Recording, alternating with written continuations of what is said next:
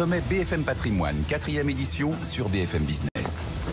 Et c'est donc le 21 juin prochain que se tiendra à Paris au Carrousel du Louvre la 4e édition du sommet BFM Patrimoine, sommet qui réunira donc l'ensemble de la communauté de la gestion de patrimoine. Et comme à chaque édition, eh bien, nos partenaires nous accompagnent quelques semaines durant pour illustrer tel ou tel thème de la gestion de patrimoine, pour évoquer telle ou telle stratégie. Et notre invité ce matin, Kevin Tauzet, bonjour. Bonjour Cédric. Pour Carmignac.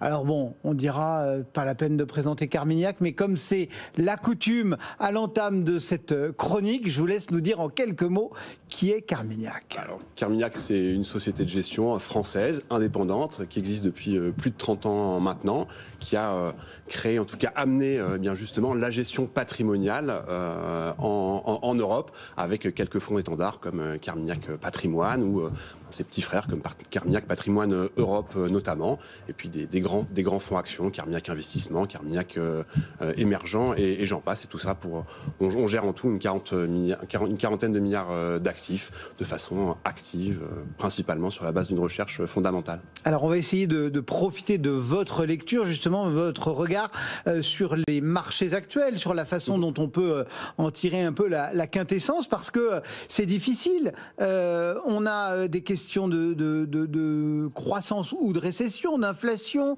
on a des questions politiques, géopolitiques. Enfin, comment est-ce qu'on fait un peu une synthèse de ces circonstances particulière?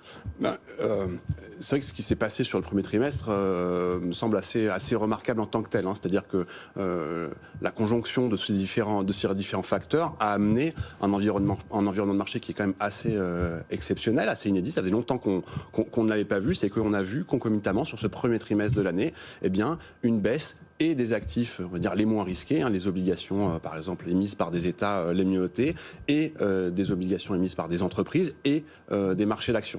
Et donc, eh bien, ça, il me semble que c'est particulièrement...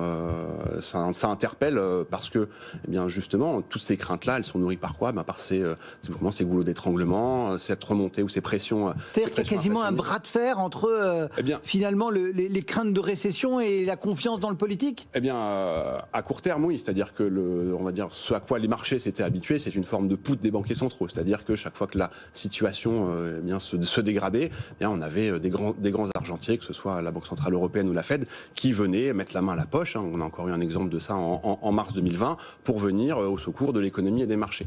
Et avec cette dynamique inflationniste qui s'est mise en place et qui a accéléré au cours des 12 derniers mois, eh bien, ce mécanisme-là, cet automatisme-là, il est beaucoup moins présent, et c'est ce qui explique justement qu'on a ces phénomènes où on va dire, quand on gère un portefeuille diversifié, bien, toutes les différentes briques qui peuvent composer ce portefeuille diversifié, habituellement, il y en a toujours une qui fonctionne bien, et là, aucune de ces grandes briques que je mentionnais n'a fonctionné. C'est-à-dire que si je prends chacune de ces briques individuelles, bien sûr, le premier trimestre, la meilleure performance qu'on pouvait avoir, c'est moins 4% si on mettait en place une gestion passive. Et donc, c'est bien ça qui pose question aujourd'hui. Alors ensuite, sur ce qui se passera demain, à court terme, clairement, ça fait mal, et on le voit dans la performance des actifs. Après, à moyen terme, oui, si on doit reprendre une expression qui a été utilisée tout à l'heure sur le verre à moitié plein, oui, il y a des raisons d'espérer plus. Sans doute que ça n'aura plus de mesures de relance budgétaire que... Oui, c'est ça, parce que j'allais dire, vous rappelez effectivement par le prisme macro que l'omniprésence des banques centrales, le bol de punch ou de multiples expressions employées, enfin, est en train d'être retiré. Mais en face, on a les États qui répondent de plus en plus présents. Le quoi qu'il en coûte en France. Enfin bon, bref, il y a un vrai soutien budgétaire, non? Alors, je pense qu'il faut faire la part des choses entre ce qui se passe en Europe et ce qui se passe aux États-Unis. C'est-à-dire qu'aux États-Unis, c'est pas tant un bol de punch qui est retiré, c'est plus un verre d'eau qui est jeté sur une économie qui est au bord de la surchauffe. Et donc la réponse américaine à ces pressions inflationnistes, c'est de normaliser très rapidement sa politique monétaire, qui induit, eh bien, voilà, on le voit, des marchés obligataires en très très forte baisse, et les craintes que ça fait peser sur les marchés les actifs les plus risqués. La réponse européenne à ces pressions inflationnistes, elle est différente, elle n'est pas vers beaucoup moins ou en tout cas une normalisation très dure de la politique monétaire, elle est plus vers de la relance budgétaire. Et ça veut dire que, alors peut-être pas demain, parce qu'on a quand même, on parlait des brouillards ou des nuages qui peuvent s'amonceler. Il y en a d'autres, c'est-à-dire qu'il y a un vrai risque, par exemple, d'embargo sur le gaz russe ou sur le pétrole russe. Et ça voudrait dire que le pic d'inflation, eh bien, il n'est pas derrière nous, il est encore devant nous. Du coup, si on traduit un petit peu toutes ces réflexions en termes de gestion, d'arbitrage, etc., quelles idées on peut donner à nos auditeurs, à nos épargnants ce matin? Il me semble qu'il y en a deux principales, c'est-à-dire que ce retrait des liquidités des banquiers centraux, on peut débattre de est-ce que tout est déjà dans les cours ou est-ce que ce qui est anticipé par les marchés c'est déjà beaucoup. Mais par contre, on va bien avoir un retrait de cette liquidité-là. Il a déjà été amorcé aux États-Unis, il va être bientôt avancé en zone euro. Ça veut dire que la hausse inconditionnelle des marchés, elle va peut-être moins se passer comme ça. Et donc là, il y aura plus de valeurs à sélectionner, en tout cas plus d'opportunités à sélectionner des valeurs ou des thématiques d'investissement spécifiques. La baisse de marché actuelle, c'est potentiellement une bonne opportunité pour le faire. Donc ça, c'est un phénomène qui me semble important.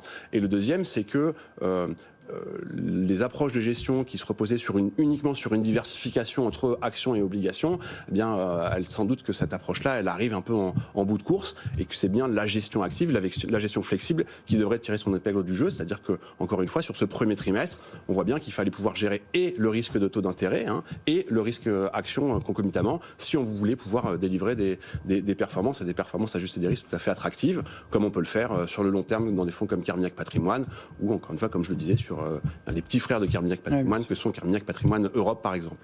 Merci beaucoup Kevin Tauzet, donc membre du comité d'investissement de Carmignac. Merci de nous accompagner sur cette 4e édition du sommet BFM Patrimoine qui se tiendra donc le 21 juin prochain au Carrousel du Louvre. Très bonne journée.